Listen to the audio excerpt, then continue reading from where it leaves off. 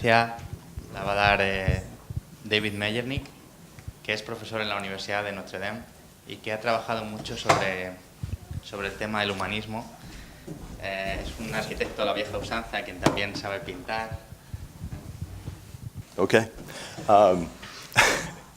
Well, it's a great pleasure to be here at this symposium and to engage in dialogue, which I hope we will, and I hope I actually sponsor some dialogue, some debate, which we have had a bit of, and maybe, to my mind, not enough. I think it's one of the great aspects of academic culture that you seek for truth in the woods of academia, in the woods of debate and dialogue. There are a number of words that we use. I think we have heard a number of words that we've used here over the course of these last 2 days, like tradition, that are actually words that are more problematic than they seem on the surface. I have the experience of having worked for an American school in Switzerland near Lugano for the last 19 years, and when I first began working for the school, I met with local engineers to talk about the buildings we were going to be building, and I said to them that I wanted to build it traditionally, in Italian, tradizionale, tradizionalmente, and they said, oh sure, of course, no problem. And the longer we talked, I began to realize that they meant in reinforced concrete, because for them, in Ticino, that is a kind of tradition, or it's a kind of habit, if you like. So the word traditional is fraught, and I think it's sort of incumbent on us to try harder to define what we specifically mean by it. Another word that we've heard a bit about here, but we haven't heard a lot about, is classical, or classicism. And I won't get into defining that, but it's also a fraught or complicated word to define. I have my own, but I won't talk about that. What I will talk about is the idea of humanism, which is ostensibly the theme, the overarching theme, or one of the overarching themes of this symposium. And in fact, the way I think we've heard the word humanism being used so far is that it means something like humane, or oriented towards the human as opposed to oriented towards the machine. But in fact, the word humanism has a quite specific meaning in cultural and intellectual studies, and it means something, it's actually a word that really wasn't used in a way until the 19th century, although it refers to an earlier epoch, the epoch of the Renaissance. But humanism has a quite specific meaning, and it's that specific meaning that I'm going to be referring to because it informs both the work I do in practice and also my teaching. So to work through that definition, humanism is the culture of the humanities. So it's essentially the culture or the body of knowledge associated with the humanities. Classical humanism is a part of that in a way. It's the study of the humanities from a classical perspective, and that's essentially the perspective of the ancient world, and the ancient world as it was reborn in the Renaissance. Therefore, classical humanist art and architecture is the idealizing classical language, and it's involved with the ideal which was always fundamental to classical culture, deployed to be rhetorical, articulating in painting, sculpture, and architecture the same themes that have occupied humanist culture for millennia: our relationship to nature, our relationship to each other, and our relationship to the divine. Which means that architecture is a language. And we've used that word a bit too, but I think there really is, and this is a very maybe debatable point, I will argue there's only one language of architecture in the sense that it's been codified, and that is the classical language of architecture, the classical language as it was essentially reinvented in the Renaissance, because it has a vocabulary, a grammar, a syntax, and it's oriented towards rhetoric. It's oriented towards being articulate. So the classicism is not an end, it's a means. And the end is that articulation of those ideas and themes that have always been important to our culture. So first I'm going to talk about practice. And as Leon has said for many, many years, that criticism without a solution is merely a higher form of surrender. If I don't show my own work, I feel like I'm not showing what I actually advocate. But my work that I'm going to be showing is actually work for a school. And so the second part of this talk, which is about pedagogy, or my teaching, is not unrelated to the first, because the school that I've designed it's in its own way meant to be pedagogical. It's a teaching place. It's work for the school of the TASIS, the American school in Switzerland. And so in that sense, the work that you're going to see for the school is a kind of metaphor. This is a fresco that I've painted. I also work in buon fresco, studied fresco with a great restorer in Italy more than 25 years ago. And for many of the buildings I've built for the school, TASIS, which means the American school in Switzerland, I've painted frescoes. And those frescoes are meant to elaborate the themes of the buildings and articulate themes that, in a way, the architecture by itself is not capable of articulating. This is a fresco on a building that we're going to return to. It's the third of the buildings that I'm going to be showing you. And it's a fresco over a side door, a kind of a minor door into the building. But it shows elements of the School Crest. The School Crest is composed of a book, a lantern, the sun, and a campanile, or bell tower. On the book is inscribed the title of Petrarch's letter that describes his ascent of Mont Ventoux in the south of France. And it's sometimes said that Petrarch was the first person to climb a mountain just for the view. And I'm going to return to that theme because I want to return to a quote from Petrarch before I get into pedagogy. But I'm also talking about inventing an articulate architecture, architecture that's able to speak in a way about the themes that have, again, concerned humanist culture for millennia. But I use the word inventing. Leon said that he doesn't have to teach his students to be creative. And in fact, they would have said in the Renaissance that's in fact true, because no one can really be creative, because creative is something that's proper to God. Because creativity means creating something or making something out of nothing. What we human beings do is we invent, which has the sense, or invenzione in Italian, of discovery. We discover ideas. We do not create ideas. We find them. We discover them. We unearth them. So in the end, with my pedagogy, I'm going to be describing a process by which I think you can teach invention from within a classical point of view. This is the first of the three buildings I'm going to be showing you. It's a theater for Tacitus. If you'd like to see the whole campus, there's a rendering of the campus master plan in the booklet, and I won't be talking about that whole ensemble. I'm actually going to be talking about three specific buildings and the ways in which they are articulate. The first one is the theater. It's built to the side of the building on the left, which is the Palestra, the first building we built in 1999, and I'll be coming back to that building next. The theater is a rather humble building, and actually all the buildings for the school are rather humble. The school is founded as a boarding school, originally for American students to study in Europe, but now has students from over 50 different nationalities studying there. But the campus is built with rather simple, modest buildings that try to say the most they can with the least amount of means. This theater building is composed of two parts, essentially. On the left, the entrance is the more elegant part of the building. Inside, there are two lobbies on two floors. To the right is the auditorium, or the performance space, which is more like a workaday space. It's almost more like a barn-like space, very simple, humble, internal space, because it's where the students do the work of performance. The elegance of the building has to do with the attendance of the performance by parents and others who are guests of the performance and who come there to see the performance, the final product. So there's an elegant component, and there's a humble component. The elegant component is more classical in that sense, and it's embellished with frescoes up above in the tympanum and in the frieze. In the tympanum, these are all frescoes that I've painted. In the tympanum are, again, elements of the School Crest, with a quote from Shakespeare from the prologue to Henry V, invoking "O for a muse of fire." And then in the frieze are cherubs with a banner that has the inscription, concordant discord is harmony, or harmony is concordant discord, which is the Renaissance definition of harmony. Now, we heard a beautiful articulation of that in the violin performance that happened at the awards ceremony 2 evenings ago. And there are moments of discord in that kind of music that are reconciled, that are made harmonious.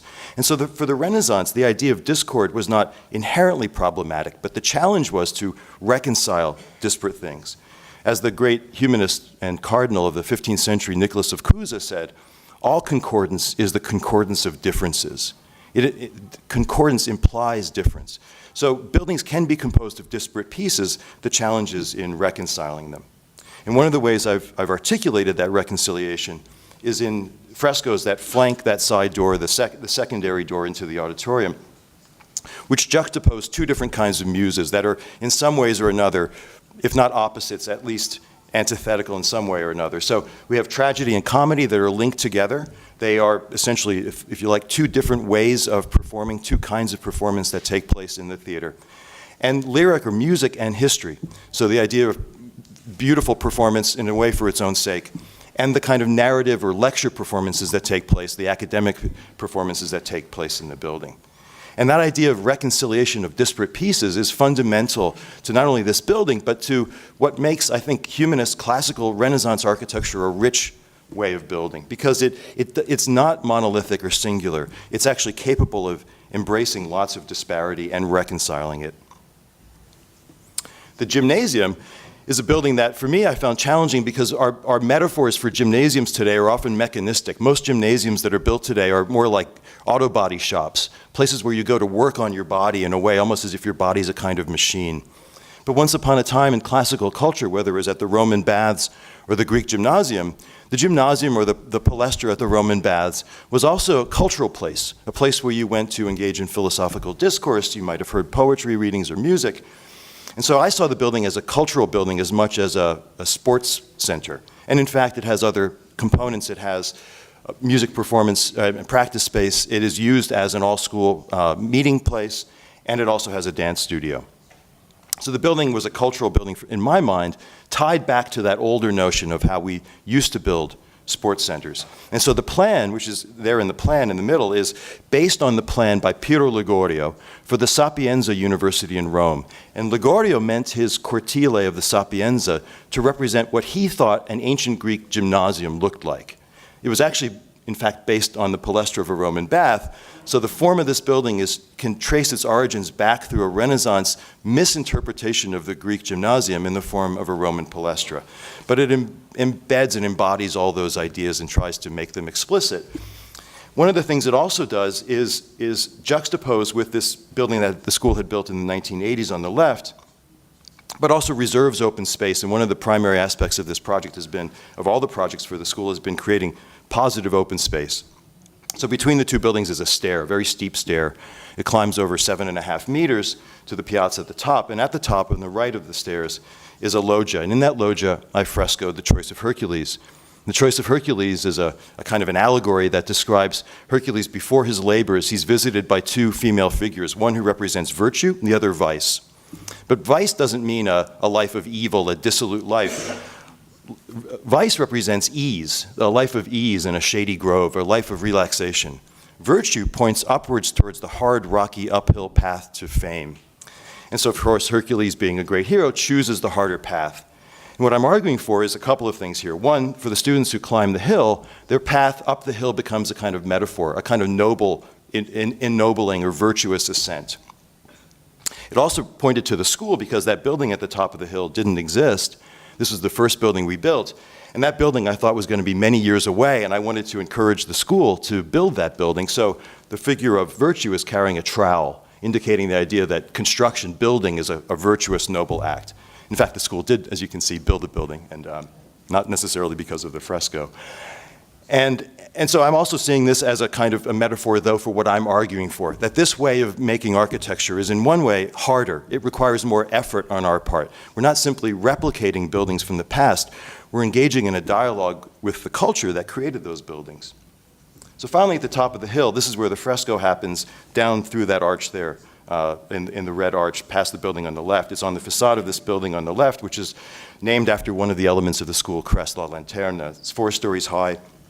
Has an arch passage that frames a view down to Lake Lugano.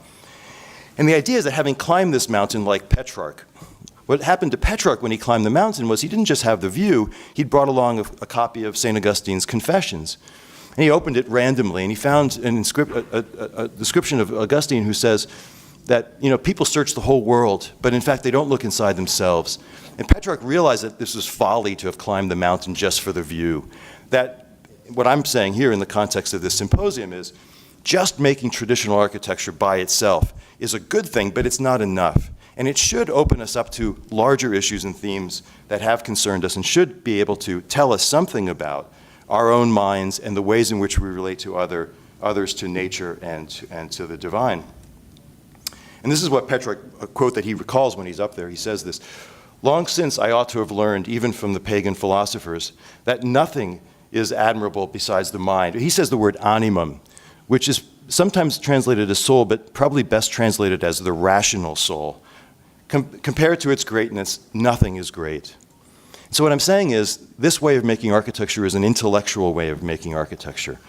That's often a word that we use in almost a critical way in America. Often we're sort of suspicious of people who think of themselves as intellectual. We think of it as a kind of snobbery. What I'm saying is it involves thinking. It's not just an intuitive, artistic response in that sense, but it's an intellectual act. And therefore, I'm going to talk about pedagogy, how I teach this. And the reality is, with the time limits I have, I can't really describe what I do, but I will say that everything that I teach is embodied in this one slide. It's essentially for students of architecture, if you can engage with the themes of this slide, as far as I'm concerned, you know everything there is to know about inventing architecture. And what it is an argument about what defines the good in architecture.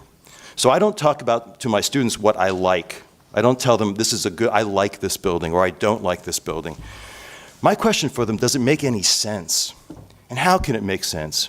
So the word I would use for a good project is an inevitable project, the one that seems like the inevitable response to a series of constraints. The words I would not use are arbitrary. That's the worst thing I can say about a student project, is that it's arbitrary. It's willful. It comes just from the student's preferences. So how do you get to the inevitable project? Well, most projects, unfortunately, are purely formal responses to a problem. They're involved with the issues of site, program, and for me, type and language. Most projects only engage with those themes. But I would argue that without the poetic dimension, without a poetic, if you like, test of those formal ideas, the formal ideas are merely personal preferences, either things that you know how to do or things that you like to do.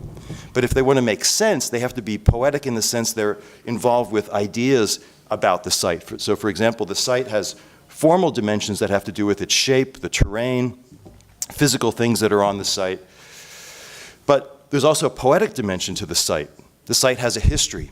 Other things may have been there before, or maybe it looks out on a beautiful landscape. And there's something about that landscape, like for Petrarch, that can inspire other kinds of thoughts.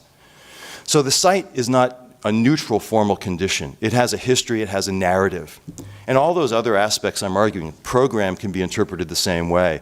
A library can be interpreted as a purely formal problem of housing books and providing a place to read. But it also might engage with what it means to read.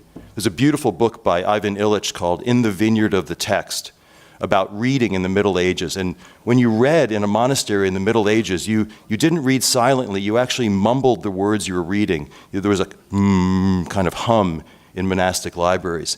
It was described as chewing.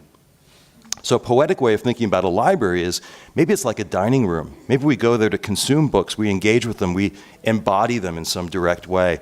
So maybe a library table is like a dining table, not merely a place to confront books, but to absorb ideas, as they would have said in the Middle Ages. So that's my argument, essentially, that there is almost essentially for an architecture that makes sense, this need for architecture to respond not just to the formal aspects of a problem, but to the poetic. Now the problem is, sometimes for students, the poetic is just an opportunity to make stuff up. And if it's not, for me, rooted in culture, if it's not rooted in stories that we have always told, it's often a very personal story. And that's the problem with most, for me, modernist architecture that it attempts to be poetic, is that it's very personal. So for me, in order for it to be meaningful and sensible to other people, it has to be rooted in stories that are part of our common culture. So the danger for the poetic dimension without the formal is that if it's only poetic and not formally articulate, it's not available to other people. We can't read it, we can't discern it because it's articulated in a language that's not available to us. And that's why I'm arguing for the classical tradition of the Renaissance, is that they really did codify a language, a way of building that actually has rules, if you like, or as the line from the famous movie, The Pirates of the Caribbean said, they're really more guidelines than rules. But they are essentially constraints on the way in which we articulate. And just as that's true for language, it also is true for architecture. It helps make what we do sensible to other people, available to other people. And in that sense, the Renaissance is our measure. And the extent to which we know about the Renaissance, the extent to which we engage with it in some deliberate and knowing way is, for me, essential to our capacity to make articulate buildings, to invent a kind of articulate architecture. I'm not talking about copying Renaissance form or imitating Renaissance buildings. I'm talking about thinking. I think one of the problems at Notre Dame is that I think we do a reasonable job of teaching our students to do things. I don't know we do a great job of teaching our students how to think. Not what to think, but how to think. And thinking involves a certain amount of a sort of critical point of view, one that involves understanding what it is you're actually doing, not simply replicating, but thinking about what you're doing. For the Renaissance, imitation was something you only did at the very beginning of your training. What you tried to pass on to was something called emulation. Emulation actually means rivaling by imitation. It means that you're trying to do better than the thing that you're imitating, that you're optimistic enough to think that we're not constrained by the past as a great weight, but the past is, as was famously said, the shoulders upon which we stand, the giants upon whose shoulders we can stand. And so that's what I'm arguing for, the idea that we can build on tradition, but that it's also possible to go beyond it, at least intellectually, if not in terms of what we're able to build because of the limitations of our time. So what I'll leave you with, this is something, just a plug. I've filmed an online course that will be available next spring on the edX platform on the meaning of urban form. And there will be a trailer available at the end of November, and I would ask you to look for it on the edX platform. It's free, and it's about how to read Rome, or how to see in Rome the ideas that it was conveying over the course of the 16th into the 18th century. Thank you.